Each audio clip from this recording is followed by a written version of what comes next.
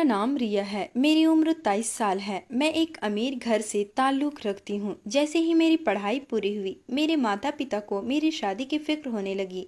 मुझे इस बात से कोई परेशानी नहीं थी, क्योंकि ये तो दुनिया की रीत है। हर लड़की को अपने माता पिता का घर छोड़कर पिया के घर जाना होता है, और हर माता पिता की तरह उन्हें भी मेरी शादी की फ़िक्र थी, जिसकी वजह से मेरे लिए हमारे ही स्टेट्स का लड़का ढूंढा जाने लगा। मैं अपने माता पिता की इकलौती बेटी थी।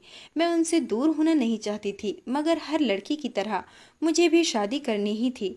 लेकिन मेरे लिए जो भी रिश्ता आता, माँ और पिताजी हमेशा उसमें कोई ना कोई कमी निकाल देते और रिश्ते को मना कर देते थे। अब तो मैं खुद बहुत ज़्यादा परेशान हो गई थी कि अब क्या होगा। पिताजी हर रिश्ते से इनकार कर देते हैं। हमारे पड़ोस में एक औरत रहती थी, उनका यही काम था, वो लोगों के रिश्ते करवाती थी। एक दिन वो हमारे घर आई, तब मेरे माँ ने भी उनसे मेरे लिए अच्छे घराने का रिश्ता ढूंढने के लिए कहा। और एक दिन पड़ोसन हमारे घर एक ऐसा रिश्ता लेकर आई जो मेरे माता पिता को बहुत पसंद आया था। लड़के का खुद का कारोबार था, उसके घर में उसके माता पिता ही थे, उनके अलावा कोई नहीं था। वो बस अपने माता पिता का एकलौता बेटा था। मुझे भी फोटो देखते के साथ ही विवान पसंद आ गया था। वो काफी हैंडसम था। मेरी शादी अब विवान से हो गई और मैं शादी करके उसके घर चली गई। शुरू के कई दिन बहुत अच्छे गुजरे थे।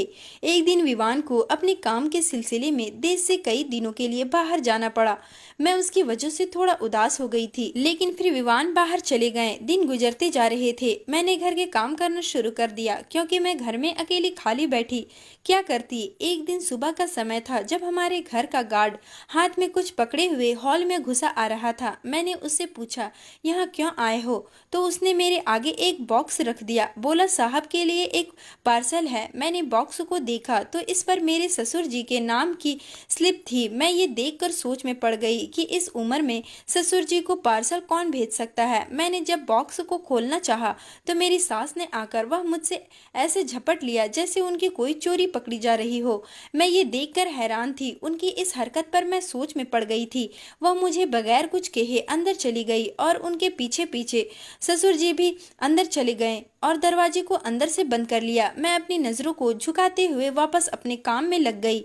मैंने उस पर इतना ध्यान नहीं दिया था। रात हो गई तो मैं सो गई, मगर मेरा दिमाग जो था वह बार बार सास और ससुर की तरफ जा रहा था। ना जाने उस बॉक्स में ऐसा क्या था जो मेरी सास ने मुझसे ऐसे खींचा था, और थोड़ा घबराई हुई थी। सुबह हुई तो मैं आंगन में आकर बैठ गई। जब मैंने ससुर को बाहर आते देखा तो मैं हैरानगी से उनकी तरफ देखने लगी।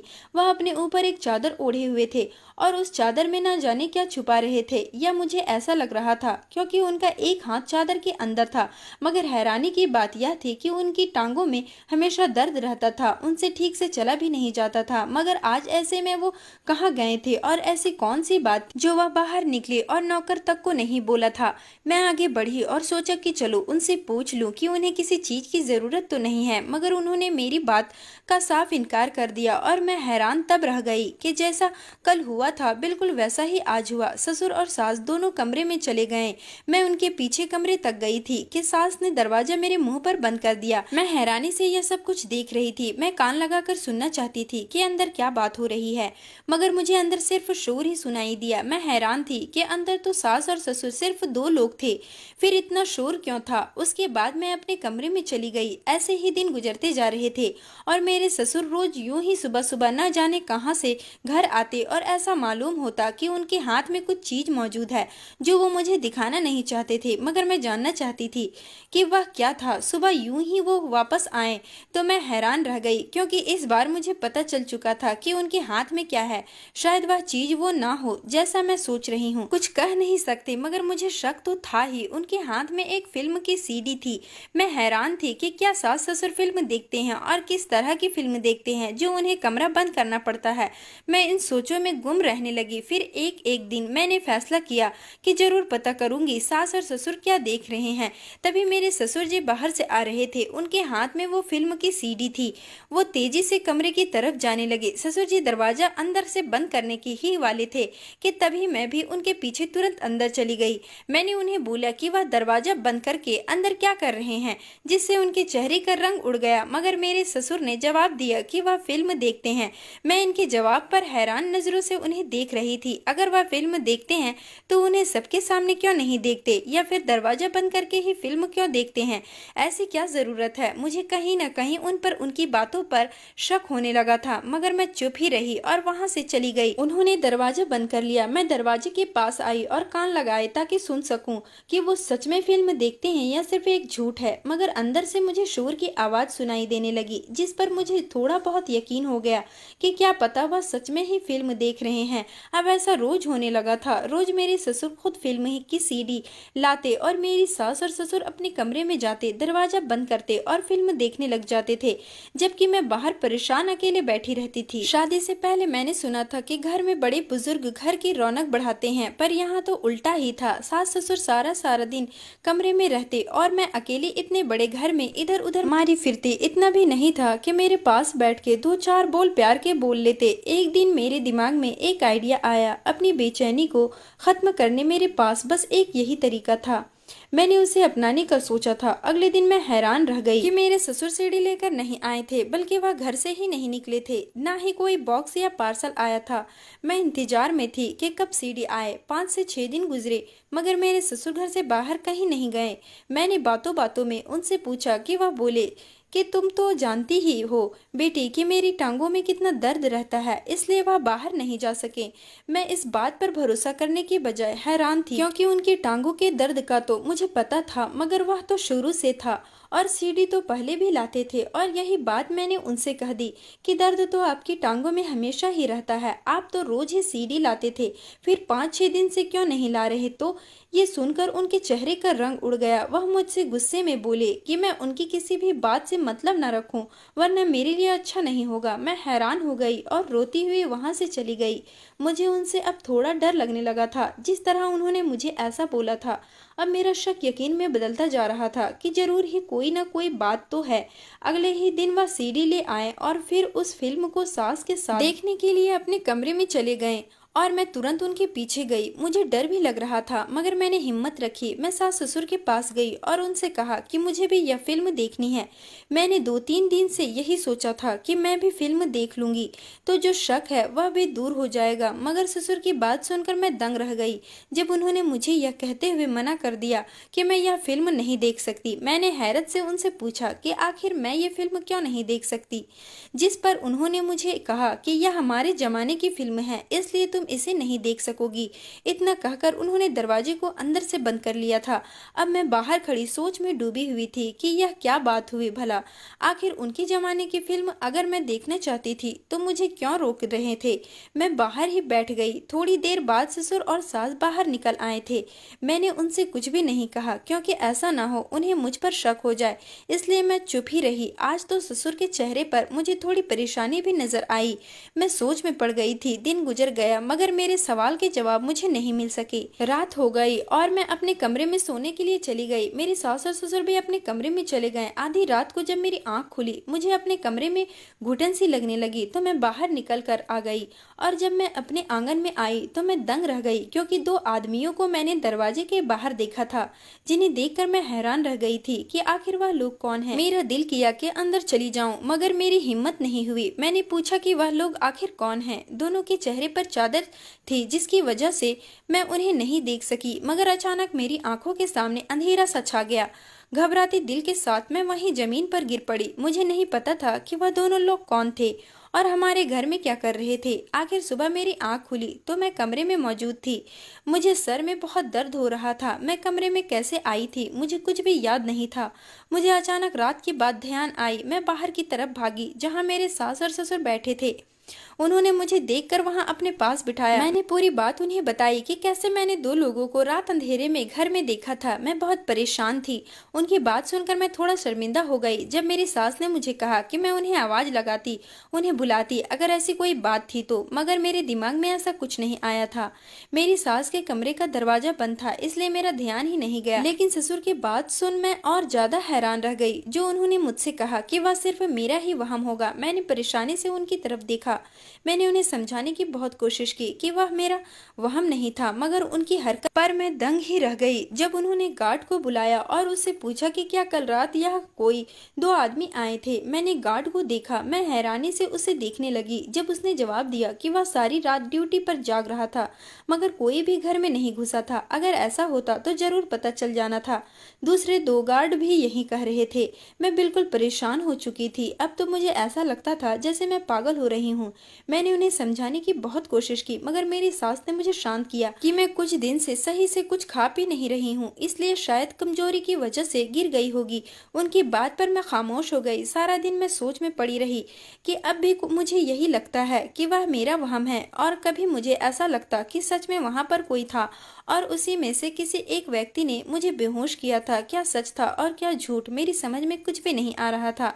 मैं बहुत घबराई हुई थी। रात के 8 बज रहे थे जब मैंने ससुर को बाहर जाते देखा। मैं हैरान रह गई। मैं बगैर कुछ भी सोचे समझे उनके पीछे चल पड़ी कि शायद मुझे कुछ पता चल सके, शायद मैं जान सकूं कि फिल्म का क्या राज है जो वह अकेले कमरे में बंद होकर देखते थे। उनके पास गाड़ी थी, लेकिन मैं पैदल ही उनके पीछे चल रही थी।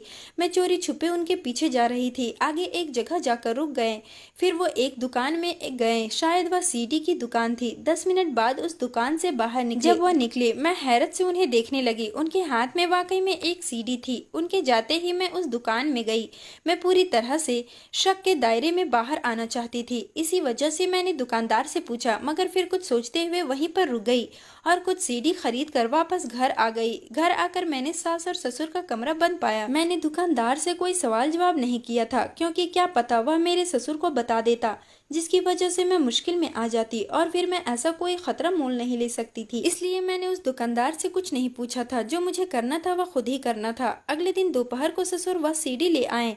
मेरे दिमाग में अचानक एक बात आई थी जो मैंने अभी नोट की थी। ससुर जो सीडी सुबह लाते थे वह अलग तरीके से ला रहे थे, तो कभी रात को लेट तो कभी सुबह को और कभी दोपहर। मगर ऐसा क्यों? अब इस बात ने मुझे हिला दिया था। खैर मैं ससुर के पास पहुंची और उनसे बोली कि मुझे भी एक उनके जमाने की फिल्म देखनी है, चाहे फिल्म कैसी भी हो, मुझे जरूर देखनी है। जिस पर उन्होंने मुझे बुरी तरह से घूरा और उस पर मुझे बेहद सख्ती से मना किया। क्या वह फिल्म मैं नहीं देख सकती थी, या फिर मैं उन्हें नहीं देख पाऊंगी? और कहने लगे कि हम फिल्म अधूरी नहीं छोड़ दे। और ससुर जी ने यह कहते हुए कमरा बंद कर लिया जहां सास पहले से ही थी। मगर मुझे तो यह चक्कर समझ में नहीं आ रहा था। इसके बाद मैं अपने कमरे में आ गई और इन्हीं सारी सोचों में गुम थी कि तभी मेरे पति विवान का मुझे फोन आया। मैंने जब उनकी बात सुनी तो हैरानी के साथ खुश हो गई। मेरे पति परसों घर वापस आ रहे थे। मैं फिर उनके आने की तैयारियों में लग गई। शायद मैं बहुत ज्यादा सोच रही थी। वैसे भी जितना ससुर जी गुस्से में थे, क्या पता वह मेरे साथ क्या करते हैं। बेहतर यही था कि मैं इस मामले में दूर रहूं, और मैंने यही सोचा था। रात का वक्त था। मैं बाहर बैठी थी जब ससुर अचानक बाहर निकले। मैं उसी समय एक पेड़ के पीछे छुप गई। उन्होंने मुझे देखा नहीं था। वह फोन पर चलते हुए किसी से बात कर रहे थे और साथ में इधर उधर देख रहे थे। मैं हैरानगी से उनकी तरफ देख रही थी। उस पेड़ से निकलते ही मैं थोड़ा पास वाले पेड़ में, ताकि ससुर जो बातें कर रहे थे मैं वह साफ साफ सुन सकूं। और फिर ऐसा हुआ। ससुर जी ने जो बोलना शुरू किया, मुझे लगा मैंने गलत सुन लिया है। ससुर की बातें सुनकर मुझ पर आसमान गिरने वाला था। मैं हैरान से उनकी बातें सुन रही थी। मेरा उन पर जो शक था वह यकीन में बदल गया था। वह अंदर चले गए और मैं भी अंदर चली गई थी। मगर मेरे दिमाग में उनकी यही बातें घूम रही थी जो मुझे परेशान कर रही थी। अगले दिन भी ऐसा ही हुआ था। आधी सच्चाई का तो मुझे मालूम था, मगर सारा सच जानने के लिए मुझे यह जानना था, बहुत जरूरी था, कि सास और ससुर कमरे में क्या करते हैं। अगर वह सच में फिल्म देखते हैं तो उस फिल्म में ऐसा क्या है जो मुझे देखने से मना करते हैं। वह भी इतने सख्त तरीके से। मुझे सब जानना था। और मुझे इतना तो पता चल ही चुका था कि ससुर खुद मुझे सब कुछ नहीं बताएंगे, ना ही जानने देंगे। तो सब कुछ मुझे किसी न किसी तरीके से खुद ही जानना था। ससुर जी शाम को फिर से सीडी ले आए, मगर इस बार मैंने कोई जिद नहीं की थी। वह मुझे देखते ही कमरे के अंदर चले गए थे। मैं आराम से हॉल में बैठी रही। मैं नहीं चाहती थी जो मैंने सोचा है इस वजह से उन्हें मुझ पर शक हो जाए। मैं आखिर इस राज के बारे में पता करना चाहती थी, इसलिए मेरा खामोश रहना ज्यादा जरूरी था। मैं अपने कमरे में आकर अपने पति के आने की तैयारियां करने लगी थी। कल मेरे पति को वापस आना था। मैं अलग अलग नौकरों को बताने लगी और अपना पूरा ध्यान काम की तरफ कर लिया। अब बस इंतजार था तो कल के दिन का था कि उस राज पर पर्दा उठाया जा सके, और आखिर इंतजार खत्म हो ही गया। कल का दिन भी आ गया। मैं ससुर की सीडी लेने जाने का इंतजार करने लगी थी। मेरी सास आंगन में बैठी थी। मैं नौकरों को देखने के बहाने बनाती और उठकर अंदर की तरफ जाने लगी। मुझे पता था बस कुछ ही देर में मेरे ससुर जी सीडी लेकर आ जाएंगे। तभी अपने सोच समझे फैसले के मुताबिक मैं सास और ससुर के कमरे में छुप गई कि आज पता लग जाना चाहिए कि क्या फिल्म देख रहे थे जो वह मुझसे छुपा रहे थे। मेरे पति को भी आने में थोड़ा ही वक्त था, मगर मुझे उससे पहले इन सब बातों के बारे में पता करना था। मैं यही सब सोचते हुए सास और ससुर के कमरे के अंदर चली गई। उन्होंने सीडी को प्ले किया। वह फिल्म शुरू हो गई। मैं ध्यान से उसे देख रही थी और जैसे जैसे मैं देख रही थी मैं शर्म के मारे पानी पानी हो गई। मैं हैरान थी तो आखिर यह बात थी। आधे घंटे के बाद वह फिल्म खत्म हो गई। मैं गुमसुम वहीं बैठी थी। मुझे पता नहीं था कि अगर सास और ससुर को मेरे यहाँ होने के बारे में पता चल गया तो मेरे साथ क्या करेंगे। मैं अपने प्लान का इंतजार करने लगी। 5 ही मिनट गुजरे थे जब उनके दरवाजे पर दस्तक हुई। उन्होंने जब दरवाजा खोला तो वह दंग रह गए और मैं भी उसी वक्त उठकर बाहर की तरफ भागी। मुझे अपने कमरे से बाहर आता देखकर वह हैरत में पड़ गए। सास और ससुर को इस बात का पता चल गया था। तभी मुझे गुस्से से घूर रहे थे। मैंने उनसे कहा कि वह खुद अपनी कहानी बताए बजाय इसके कि मैं बताऊं। मेरी बात पर वह हैरत में थे। जब पुलिस ने सख्ती की तो वह राजी हो गए। तब तक मेरा पति भी आ चुका था। वह भी हैरान थे। जब मेरे ससुर ने बोलना शुरू किया उन्होंने कहा, हाँ हमने यह सब कुछ किया है।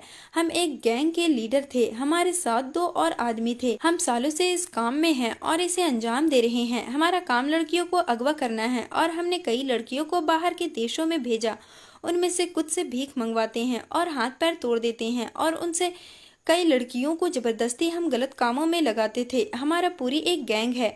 हम यह काम काफी सालों से कर रहे थे और अब तो हमारे कदम अच्छी तरह यहाँ जम चुके थे, इसलिए हमें कोई पकड़ नहीं पाया था। हमारा रोज का काम कैसा चल रहा था इसको जानने के लिए हम सीडी को ग्राहक की तरह एक दुकान से खरीदते और फिर उस सीडी को देखते। कोई गलती होती तो कॉल करके बता देते थे।